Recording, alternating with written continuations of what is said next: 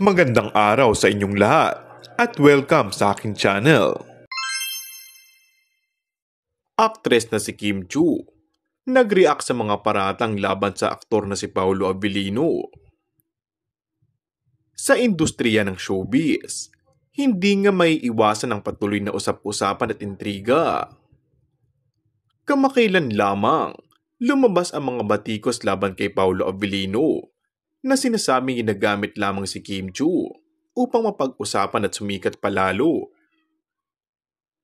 Isa sa mga netizen na nagpahayag ng saloobin sa Instagram ni Paolo, kung saan inakusahan niya ang aktor na may lihim na relasyon at may ibang girlfriend. Agad na sumagot si Kim upang ipagtanggol ang aktor. Ayon kay Kim, walang anumang katotohanan sa mga aligasyon laban kay Paolo.